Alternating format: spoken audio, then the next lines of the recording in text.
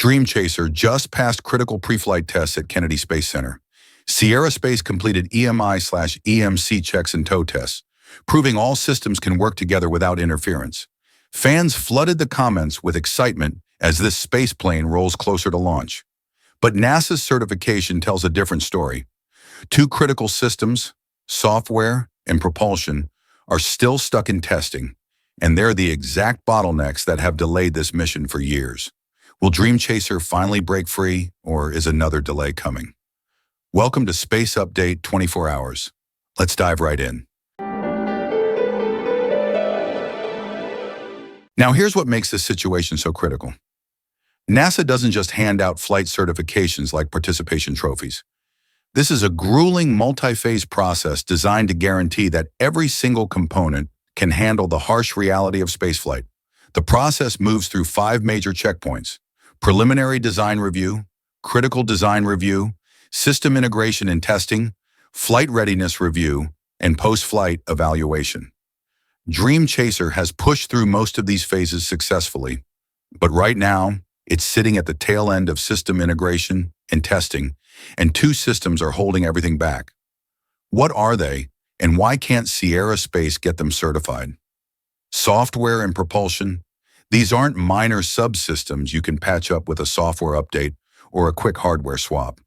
They're the brain and the muscle of Dream Chaser, and NASA won't clear this spacecraft for launch until both are proven flawless. Let's start with software, because this is where things get technical fast. The Dream Chaser team is currently running component-level software tests. Think of this as examining every individual gear in a Swiss watch before you assemble the whole thing. Each subsystem gets isolated, tested, and validated to make sure it performs exactly as designed. No errors, no glitches, no surprises. Once component testing is complete, the program moves into integrated system testing. This is where the real challenge begins. Now you're not just testing individual parts. You're testing how everything works together as one unified spacecraft. Hardware talks to software. Software commands hardware. And every interaction has to be seamless. One miscommunication during a mission could mean disaster. So how does NASA verify that Dream Chaser's software can handle the pressure? They use something called Day in the Life testing, and it's scheduled to happen after December. This test simulates an entire mission from start to finish: pre-launch preparations, orbital operations, re-entry, and landing. Every scenario the spacecraft might encounter gets thrown at it in a controlled environment. If the software can pass this, it proves the integrated systems can handle real operational conditions. To bridge the gap between component testing and full integration, Sierra Space ran tow tests in mid-November. They attached the fully assembled Dream Chaser to a tow vehicle and pulled it down a runway to verify its navigation software under realistic conditions. At the same time, they completed EMI/EMC environmental testing to make sure all electrical systems play nicely together without causing interference. These are critical steps that support overall software reliability. But here's the reality. Full software certification won't likely be completed until after December 2025, possibly stretching into early 2026. Can Sierra Space hit that timeline, or will software become the reason for another delay? Now let's talk about propulsion, because this is where Dream Chaser's timeline really starts to show cracks. Sierra Space has already put Dream Chaser's engines through hundreds of rocket motor firings at their Poway facility. These component-level tests focused on individual propulsion components to confirm reliability, performance, and safety before integration. That sounds impressive, but it's just the beginning. The real challenge lies in what comes next: the major integration tests that NASA requires before final certification. 2 massive tests are still ahead: the acoustic test and the hot fire test. The acoustic test is scheduled for December 2025. This test doesn't directly measure engine performance, but it's absolutely essential. It evaluates how the propulsion system and surrounding components handle intense vibration and sound pressure, the kind of punishment they'll experience during an actual rocket launch. The noise and structural stress of liftoff are extreme, and if any component can't handle it, the mission is over before it starts. Passing this stage clears the path for the next milestone. The hot fire test is planned for after December 2025 in Colorado, and this is the moment of truth.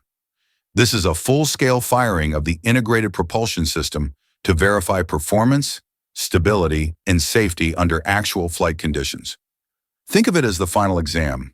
If Dream Chaser's engines can't prove themselves here, NASA won't sign off on launch clearance. So where does that leave us right now? As of November 2025, some major integration and environmental tests like EMI/EMC have been completed, and the acoustic test is actively underway. The next critical milestones, day in the life testing for software and hot fire testing for propulsion, are both scheduled after December. Both must be completed successfully before Dream Chaser can target its first launch in the fourth quarter of 2026. But here's the uncomfortable truth. If we're being honest, propulsion is the bigger bottleneck. Software has already cleared key tests like EMI/EMC and tow testing, proving its reliability and integration readiness. Propulsion, on the other hand, is still earlier in its certification journey. Sierra Space has conducted smaller-scale tests like rocket motor firings, but they haven't completed the final major environmental test, the acoustic test, not to mention the full-scale hot fire test, which is the true benchmark for engine readiness. Does this sound familiar? It should, because propulsion challenges have already delayed Dream Chaser multiple times. The spacecraft was originally supposed to launch in 2021, then 2023, and now we're looking at late 2026.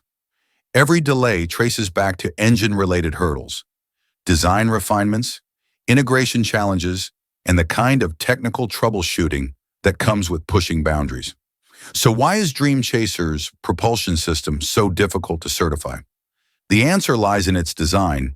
Dream Chaser uses a hybrid propulsion system that combines hydrogen peroxide as a monopropellant with kerosene as a secondary propellant. This is a radical departure from traditional spacecraft engines that rely on hydrazine, a highly toxic and dangerous chemical. By contrast, hydrogen peroxide and kerosene are cleaner, safer, and far easier to handle. This gives Dream Chaser major environmental and operational advantages.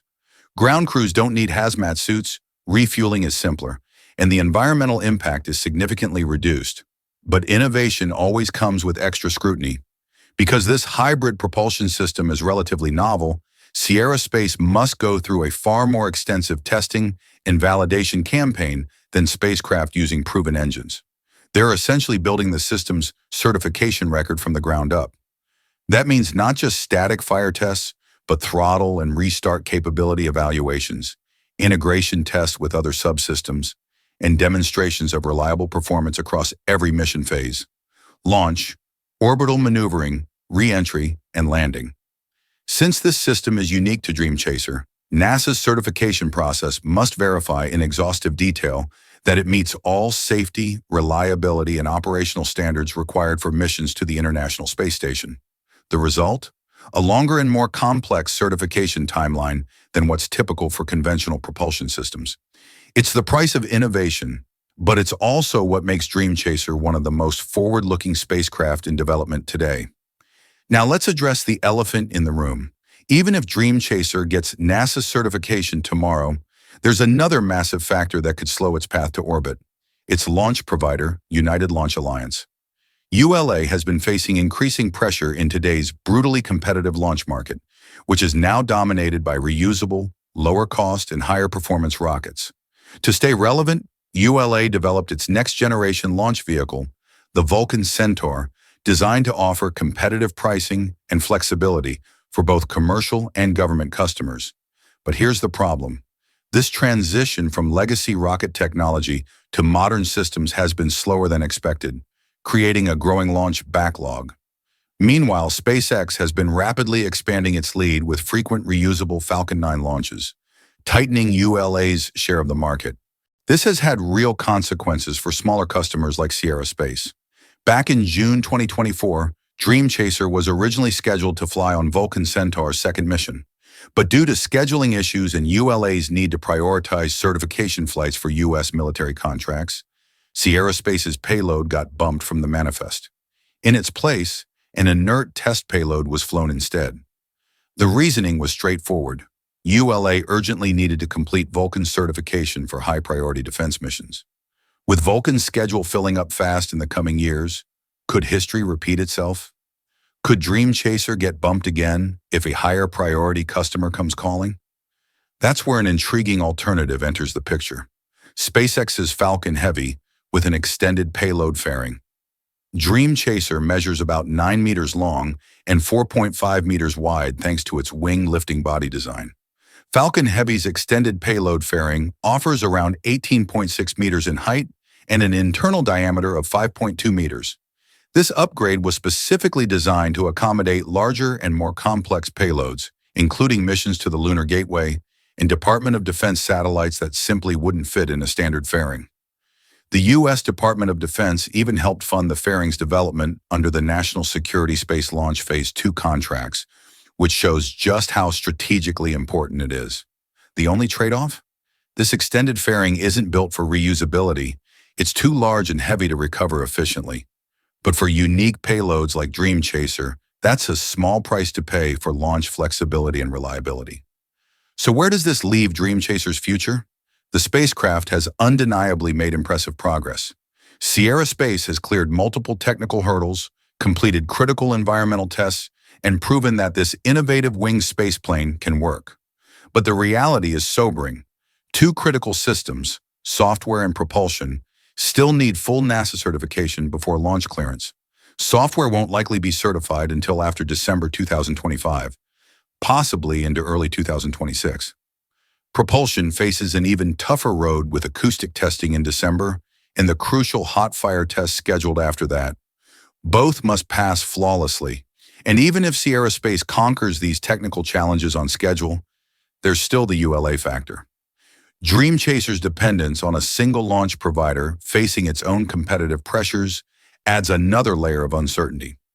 The June 2024 bump from Vulcan's manifest proved that smaller customers can get pushed aside when priorities shift. Will Dream Chaser finally launch in Q4 2026 as planned, or are we looking at yet another delay? The next few months will be absolutely critical.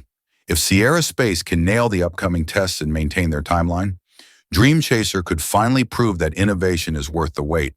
But if propulsion certification hits more snags or ULA's schedule tightens further, we might be having the same conversation in 2027. What do you think? Will Dream Chaser overcome these final obstacles, or is the certification process revealing deeper problems? Drop your thoughts in the comments below. If you found this breakdown valuable, hit that like button and share it with fellow space enthusiasts. And don't forget to subscribe to Space Update 24 Hours for the latest developments as Dream Chaser pushes toward its historic first flight. Thanks for watching.